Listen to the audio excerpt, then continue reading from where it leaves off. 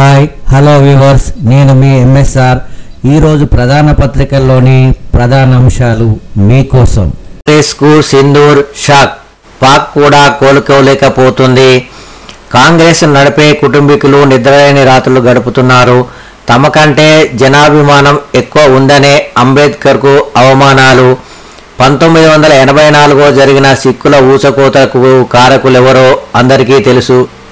RJD పాలనలో 37,000 మంది kidnap జరిగింది వాస్తవం. బీహార్ ఎన్నికల ప్రచారంలో ప్రధాని మోడీ కాంగ్రెస్ ఆర్జేడీపై విమర్శల వర్షం. ఇంటెలిజెన్స్ సర్వేలో 5% వెనకబడ్డాం. జూబ్లీహిల్స్లో ప్రజానాడిపై సీఎం ఆందోళన. రిపోర్టులన్నీ మనకు వ్యతిరేకంగానే ఉన్నాయి. నిఘా వర్గాల నివేదికలోనూ కారదే ముందంజ. ఇట్లాగైతే కష్టం. గ్రౌండ్లో పరిస్థితి ఏమీ బాగోలేదు. మిమ్మల్ని నమ్మినా ఇంట్లో కూర్చుంటే కుదరదు. ఇన్ఛార్జీల మీద ప్రచారం వదిలేసి వెళ్ళిపోతున్నారు. ఇకనైనా పట్టించుకోండి. షోలు మానేసి ఇల్లు తిరగండి. మంత్రులతో సమీక్షలో ముఖ్యమంత్రి రేవంత్ రెడ్డి గరం. 7 మంత్రుల మెడపై కత్తి. జూబ్లీహిల్స్ రిజల్ట్ తర్వాత వేటుకు సిద్ధం. 14 తర్వాత ఏ క్షణమైన క్యాబినెట్లో మార్పులు. ఢిల్లీ దక్షిణ గురువు ఆశీస్సులతో ముహూర్తం ఫిక్స్. 2 బీసీ 2 దళిత ఓ గిరిజన మంత్రి అవుట్. వాటర్లోనూ నీళ్లు, మంత్రికి ఉద్వాసన తప్పదా?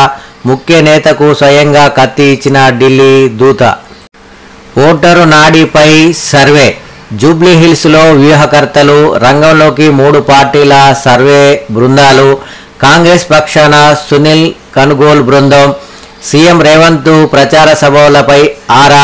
లీడర్ల తీరుపై అసంతృప్తి. రేవంత్కు నివేదిక. ముస్లిం ఓటర్లను ఆకట్టుకునేలా వ్యూహరచనకు ప్లాన్. బూత్ స్థాయిలో రంగంలోకి ఇన్ఫ్లుయెన్సర్లు. స్పెషల్గా రీల్స్ చేయించాలని సూచన. టీవిత్ ఓటర్ కార్యక్రమాన్ని ప్రవేశపెట్టాలని దిశానిర్దేశం. ఇంకా మాటలు దాడిని పెంచాలని నివేదించిన కనుగోలు బృందం. ఆ కట్టుకుంటున్న కేటీఆర్ ప్రచార శైలి. ఓటర్ల నాడిని పట్టేందుకు బీఆర్ఎస్ బృందాలు. ఎప్పటికప్పుడు నివేదికలు అందజేస్తున్న వైనం. ముస్లిం ఓటర్లు బీఆర్ఎస్కు అనుకూలంగా ఉన్నారని వెల్లడి. 6 గ్యారంటీలపై విమర్శల దాడి పెంచాలని హితవు. పీపుల్స్ పల్స్ అంచనా వేస్తున్న బీజేపీ ఆదినాయకత్వం టీములు. రేపటి నుంచి కేంద్రం మంత్రులు, ఇతర రాష్ట్రాల సీఎంల ప్రచారం. 42% బీసీ రిజర్వేషన్లు. హైకోర్టు తీర్పుపై ఉత్కంఠ.